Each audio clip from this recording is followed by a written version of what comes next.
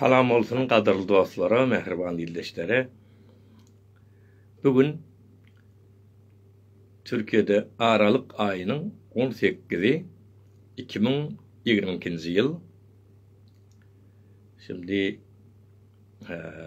Türkmenistan'da dekabr olası gerek. Dekabr 18 dekabr 2022. Bizim Türkmen Zehra tarihimizde görede 26 Azer ayı 1401 yıl oluyor. Hava. Şu programı gönü efirde biz zatta veriyoruz. Instagram'da veriyen, sonra da YouTube'da atıyoruz şunu. Sebebi Instagram'da erkim gönü görüp biliyor. Hayratıyla bizim Türkmen Zehra'daki doğullarımız Instagram'da köprek ulanıyorlar, rahatrak girip biliyorlar. Sonra şu yerden sonra da verip biliyorlar, o tarafı. Sol için gön diyenler. O yönden rahat edip yazıp sonra koymayanlar ben. Yani şu yerde koyulanı, yazılanı sonra YouTube'a atlayan, YouTube'daki izleyen dostlarımız o yerden görüp biliyorlar, YouTube'dan. Köplencem YouTube'da şu Türkmenistan'da doğularımızı görüyorlar. Şunu alayım. O zaman bir mahtum olayım, bir koşkusuyla açlayın. Bugünümüzde hayırlısı bilen Mahtum Ulu Atamızın Göklülere yazan bir koşkusu var. Göklen deyip. Göklen biliyorsunuz Türkmen tirelerin, ulu tirelerin biri. Ödem kayı da Türkmen kayı boyundan tiresinden geliyor. Göklenin şu kahramanlığı ödem Mahtum Ulu Atamız öde Göklen olan son şol halkın arasında da yaşap şimdi duygularını şeyle dile getiriyor. Kahramançılığı var da. Yani şol Göklen yani bütün Türkmen simbolü ya da bütün Türkmenliği valaylı şu yerde. Çöle çıkarıp olsa mengzer, keyge, kolana Göklen. Teatip edip savaş etse, döner ağaç arslana Göklen. İyilin yurdun bırakmaz, bela bakmaz, nerse yokmaz. Allah'dan emirdir çıkmaz, bu sözüm yalana Göklen. İlham etti Mevlam bana, nazar düştü senden yana. Yok bolur kast etken sana, kaydıp dön gürgeni Göklen. Sözü ağzıma hak salar. Bir nefes aydayım, bir nefes aydanım bolur. Yamallık eyleyen gelir norvat deyip amanı Göklen. Yamallık eyleyen gelir norvat deyip amanı Göklen. Norvat pena getirmek de özünü teslim etmek manasında. Huruş eylep tursa eğer, permanı gelir nişabur. Evriler bu devrandır, ehli musulmanı Göklen. Haraba döner Horasan, at ayağına kalır yıksan. Kese argaçım, asıl şarsen aç börecek. Öyle. Arasında telefon kesiliyen yalı oluyordu. Şol için benim dikkatim o tarafa gitti. Hava şun yalı hemasi göklerken Mahtum Ulu Atamızın hemasi koşkularken kâbir bellep geçmeli atlar ama içinde kılıç urup Kızılbaş'a doğular sen İran'ı gökleniyordu. Kızılbaş deyip şu vakit bir taife var Kızılbaş Türklerden. Ona aitmaya da şu Türkmen edebiyatında Kızılbaş deyse şu İranlılaraydı yani. Ödem ait diye. Kılıç urup Kızılbaş'a doğular sen İran'ı göklen. Bir yedek Türk doğaslamının biri Orasan Türklerinden bana yazıp neymi Kızılbaş'a da diye bizim aramızda Kızılbaşlar var. Katuriya zat. Biz doğan neymi deyip yazıptır da Türk emmemiz. Şonda men şoňa da düşündirdim. Bu ýerde Kızılbaş, o siziň araňyzdaki Kızılbaş taýfa dälle. Şu bütün İranlylara aýdylýan söz. Şu goşgudan belli bolýar. Aslında Kızılbaş sözü özüne ýerden gelýär. Şol Şah İsmail Sefevi da şu İran şiilaştıranlar özüm şol zat goýýar da, olar bir telpekleri var, şoň uçy gyzyl. Uzunca gyzyl. Şu wagtda çekilen miniatürler var nakkaşylerde. Şonda da şoň suratlary bar, görüp bolýar. Kızılbaş diýip şondan gelýär da. Soňra bir taýfa ady da kılýar. Şu ýerde aňarsy şu Kızılbaş söz şu ýerde. Bir tetirde ağaç bördek diýär. Asıl şart sen ağaç bördek. Işk edip meydany göklen. Böri, urt. Türk tarihinde özü, Türk tarihinde böri. 2000-nji many urt öz gahrmanlygyň semboly. Gahrmanlygyny örkezýär.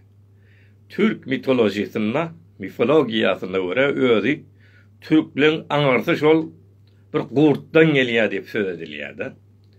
Bir bir zat gurt, yani orkoç gurt. Asena adyna şol dewamy, şol üçin Türk edebiýatyny, Türkmen edebiýatyny köplenç, gurty şol gahrmanlyk wagtynda gurt köp peýdalanýar. Şu ýerde de görýäs şonu. Asyl şart sen ağaç bördek, ışk edip meydany göklenýär. Şöyle gowy taraplary, şu goşgulary okamaly. Maktumly atamyz tüweleme her zat için ýazan goşgulary bar, gahrmanlyk üçin, milli duýgulary, arifany, dini, her kim näme eslese şondan tapyp bilýär. Howa. Bu goşgymyzdan inni häzirki gürrüňlere geçeýli. Näme bolup barýar? Bizim bir näçe köpler oglallar, ýaş ýigitler tutulanlar vardı, zindana düşerler, işkence görülüp börerler vardı. Şolun hem besini adyna bilmeýäs, ýöne şu bilýärlerimizden bir üç sany çykyp durýan biz begenlerdi. Gutlaýar, hemmesi için nesip etsin şöyle azat bolmak, inatalaryna öz maşgalalaryna, doğularyna arasyna goşulmak nesip etsin. Nasır tevessülü çıktı diýip eşitdik, gaty begenlik. Hayırlı bolsun inşallah. Ahirete da bolsun. Mehribansalyk çıktı diýip eşitdik. Ondan şu ikisi eşitdim, ýöne häzir zatdan bir habary ýok. Husru Muhammed Quli. Ol häzir ýatan bolmaly. Ýene bir şahirimiz bardy, goşgy ýazyp Danyal Gyzyljaýdy. Ondan habarym ýok. Olary da inşallah sagaman çıkıp öz inatalarynyň, doğularynyň ýanyna, çağlarynyň ýanyna gowuşsunlar, eger öýlenen bolsalar. Şol ýagşy duan hemmeler üçin ýetýär.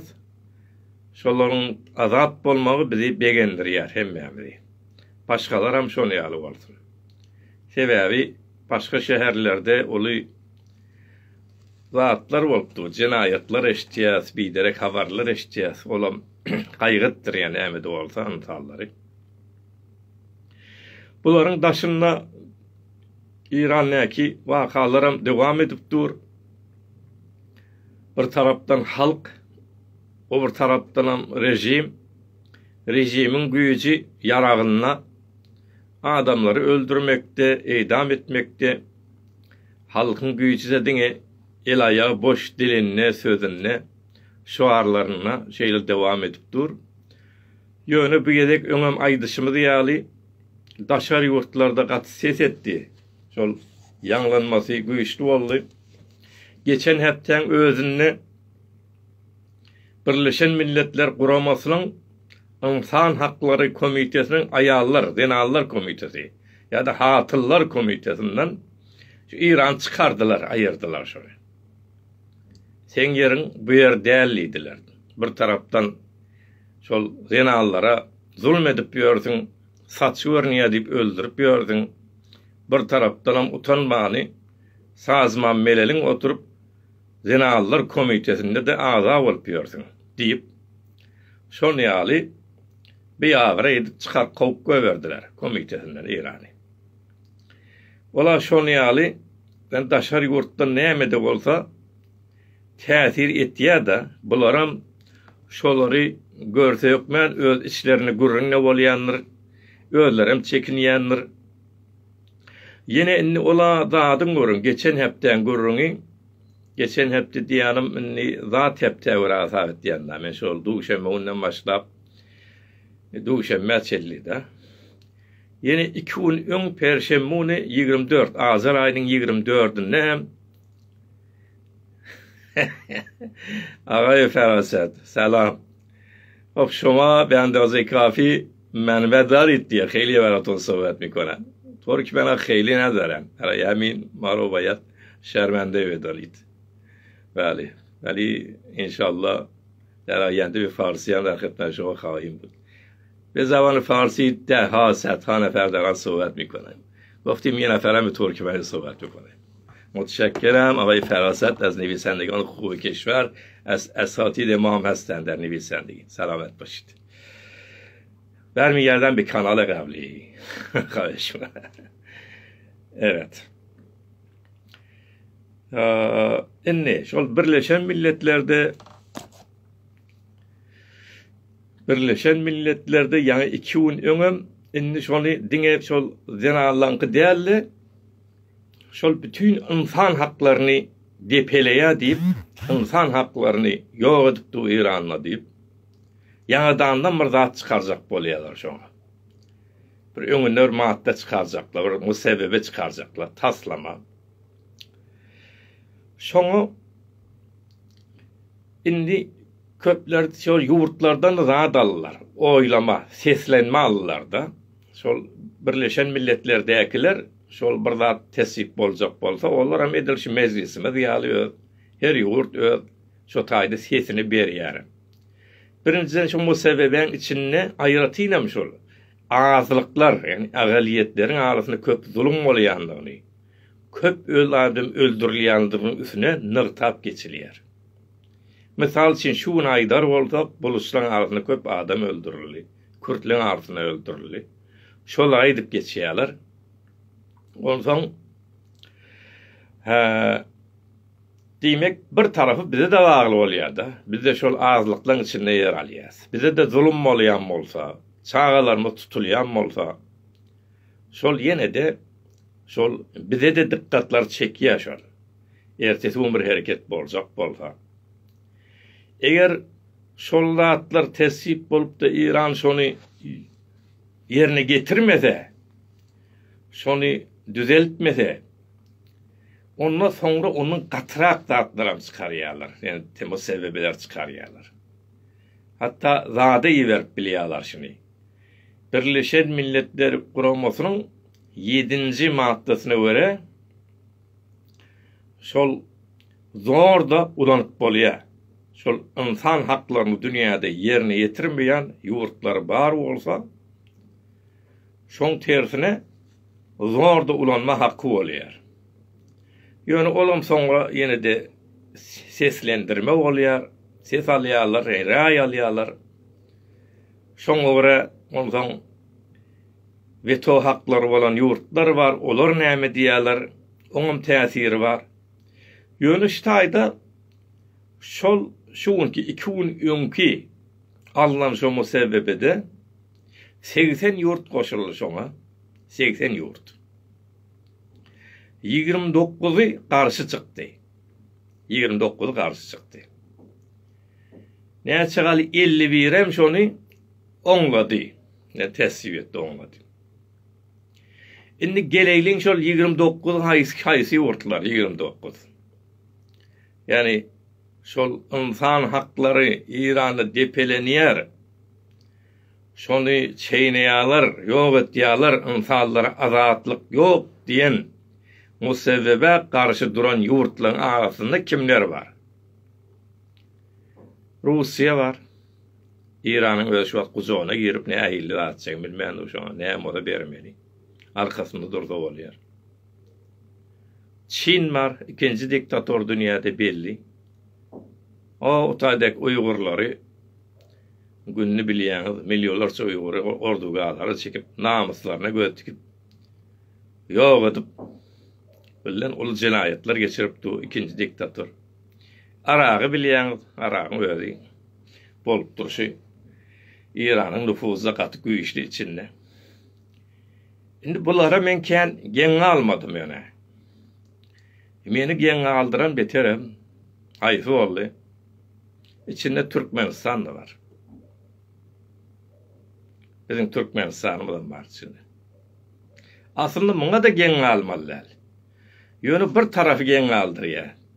Geň almalylar sebäbi diktator goldamaly bolýar. Sebäbi ertesi gün özüni de gerek düşüp biljek da. Özü de insan haklar depeleýär da. Onsoň özüni de arka gerek ertesi gün.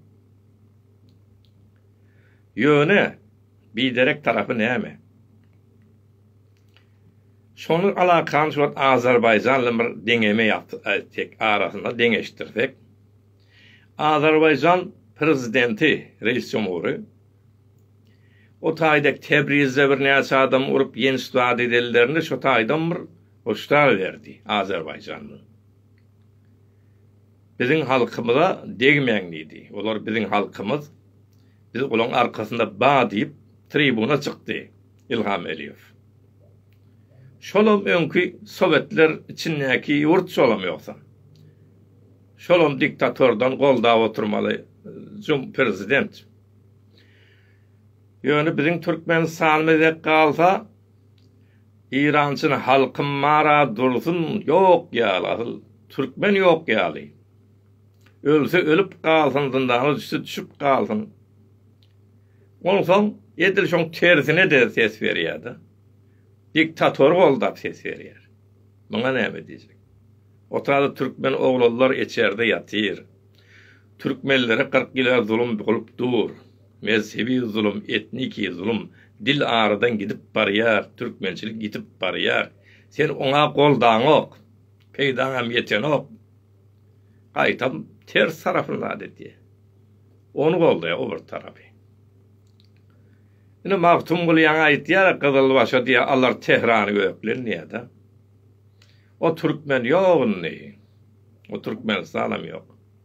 Dogry tarsyna Türk Tehranyň öňüne baş eňip men sen guluň, men seni goldaýan hem Türkmen bar. Şonu görýärsiz. Indi şöyle ýagdaýlarda sen çekinýän bolsaň, goňşy diýän bolsaň, goşulmaýyn diýsen senden peýda da islemeýärsa, eň ağzyndan bir sesiň çykarman otur. Berýän sesiň çekimser bolsun, mumtene bolsun la. Eň ağzyndan bir goldama. Gynanç bilen biziň ýagdaýymyz şu. Ondan sonra bize soraýar ki, oglanlar bir küçük Türkmenistanly bir doganmyzam soraýar. Bizim diye Türkmenliň ýagdaýy diňe diye bizim öz halkymyz gorkakynka diýädim. Ýöne gürüňler diňlerini belli bolýar, siziňle biz o Türkmenliňe men bizim Türkmenlerimiz hem ýagdaýlary awwalmalar biziňki bilen ýa-da. Olar hem gorkak bolmaly. Ha gorkak bolar da arkaňdaky döwlet çeýdip dursa, sen satyp dursa. O döwletden Azerbaýjanyky bir zap bolna arka çyksa, senkiden bir ses de çykmasa, gaýtam o tarafy goldap dursa sen gorkak bolarsyň. Kime bolmaly, kime arkaňda giremeli? Ine biziň türkmenlerimiň ýagdaýy şey. Kürtleň arasynda ony al del. Buluçyň arkasynda del. Ondan türkmenler näme üçin beýle diýilýär? Jogap şeýerlerde. Öň atalarymyzyň aýdyşy ýaly arkasy dağdan bolanyň ýüregi daşdan diýilýär. Biziň arkamyz dağ däl. Biziň arkamyzda paxta var, paxta. O. Bu da şun ýaly. Ýöne bir umytlar da bar arada, umytly boljak zatlar da bar, ýani Türkmenistan barada inşallah gowy tarafa gitsin olam. Şu ýakyn günlerde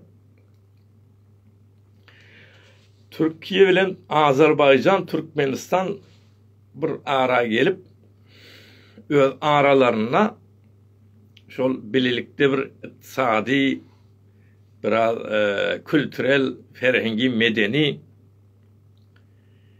zat işbirlik, hizmetdaşlık etmeli olurlar. Türkmenistan'ın gazını ve neftini mi şol zattan geçirmeli olurlar. Hazar dengizin üstünden Azerbaycan'a geçirip ondan Türkiye, Avrupa'ya vermeli olurlar. Şu bir qow hareket yönü. Ne için qow hareket? Sebebi iktisadi bir hizmetdaşlık bolsa şoň ýygynyň medeni hizmetdaşlykda gelýär. İktisadi güýçlenseň, bir bilelik bolup bilseň, öz siyasi bilelikde getirýär ýygynyň. Eger şol Türkmenistan, Türkiye ýakynlap, Azerbayjany ýakynlaşyr, Türk dünýäsine goşulyp bilse, güýçlenip bilse, onda şol ýoş-ýoş şol siýasatda da bir düzeler mukadiyen. Şol umyt bar. Sebäbi bizim başka ýolumuz ýok. Araplara İttihadi Arap diýip ad etdiler. İran'ım nirde özüne ýakyn bir zat boş şoň goldaýa. Bizim hem ýolumuz näme? Şol Türk dünýäsiniň birleşigi, şol bolmaly hökmen güýçlenmeli. Ýöne hem de İran içindäki öz biziýaly azatlyk üçin uğruna göreşip duran millet halklar bilenem bile hizmetdaşlyk etmeli, işlemeli. Sebäbi biz näme de bolsa şol coğrafyada ýaşaýas. Bizim ykbalymyz şol İran içindäki adamlarla paýlaşylmaly. Ýöne daşarda da biraz azyk adak tenegem seni bir gollap duran bolmaly bolýar da. Ol Azerbayjanyň geçýär ýa Türkiýede meselen Arap Türkmenliğe, Suriye Türk otapta bir diyecek bolsalar bir haýkyrýar ağzına. Ha şu derecede bolmaly bolýar ağzına haýkyran gerekde. Şo ýok bizde. Ýöne eger şol Türkmenistan şo ýollar dewam etse, onda gelecekde belki bir zatlar bolar umytlanarys bizde. Häzir bu ýagda ýöne hiç gowy däl bolup barşy. Hawa kälerim bana aydanla şol içerden İran'ın kılarım näme şol pan-farslar var da, gara şol Türkler ýakynlaşyp bolsa pan-türk diýip başlaýar da olaram. Näme özlere nirde özüne ýakyn bolsa dünýäde tapmaly. Sen ýöne özüň diliň, oňsoň etnigiň, medeniýetiň, ýakyn bir taryhyň bir oňa ýakynlaşyp bolsa saňa mark urmaly.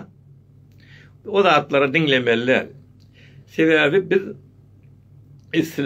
islemesegem bir tabiili bir taryhymyz var. Birincide Türkmenbiz. Türkmenem en azından şu mantygany hesap etsek Awganistanyň Türkmenler, Türkmenistan ve İran'yk Türkmenler bir dille gürleşýär, bir lehjede gürleşýärler. Inni Türkiýeň özü de Türkmena. Selçuklu Türkmen, Osmanlı'nın özü Türkmen. Bunu men aýdamam var, kitaplar hem görüňsiz kadim ta Osmanlı Türkmen diýip ýazylýar. Türk ady soňradan berilýär. Azerbayjanyň özü Türkmena. Azerbayjanyň özü. Biz ýaly hem mezhepde bir zat da bu Sefevi'den soňra bular ýetgetýär mezheplerinde. Bular bizim doğullarımız, biz bilile yakınlaşmağa, bile işine hakkımız var, yani tebii hakkımız. Bir qoramasa, doğan qoramasa, ösüp de olmaya, yolla açılmaya.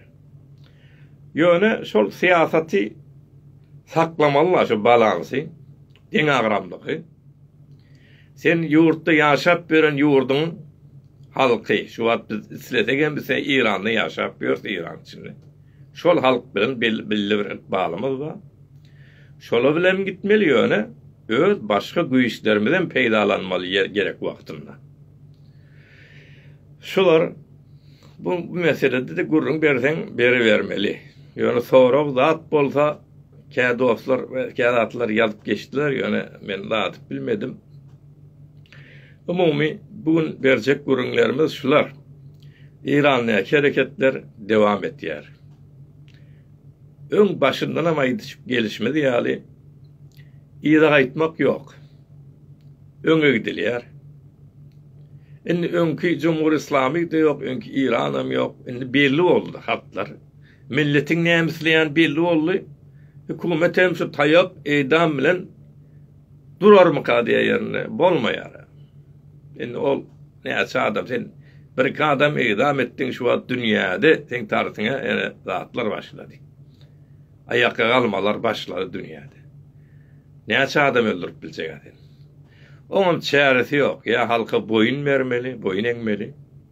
Ya da içinden käwr düşünýärler ayağa kalmaly, ýok etmeli. Ya şu duruşuna hemmesi yok bolup gitmeli. Olaram köp adam ýokdur, ýöne öýler de ýok bolar soňunda. Belki ýurdu da batyrarlar batgansynda, bilip bolmaýar. Ýöne ýa gaýdaş ýok, öňe gitmeli.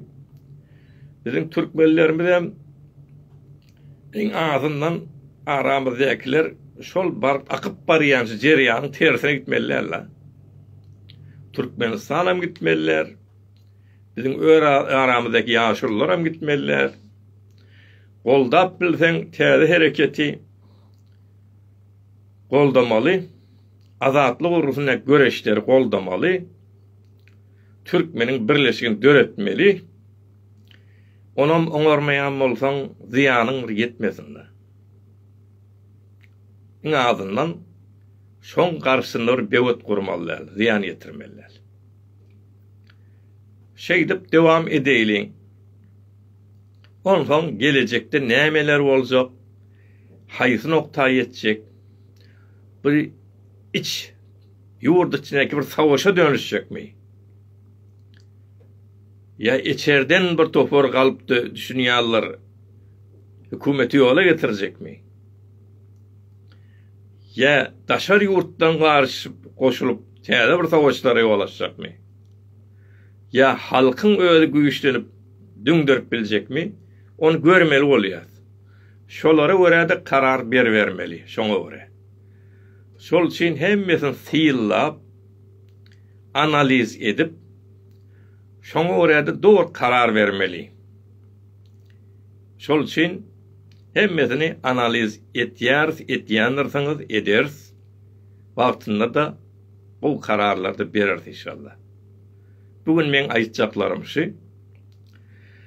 Sağlıklı bir şeyleň, Allah kuwat bersin. Soragy bar bolsa alyp bilerin, soragy bolan doýsaň soragyny. Gurrun merjek bar bolsa ýene alyp bilerin. Bolmasa da ýene bir gezek siz bilen hoşlaşmaly bolýar.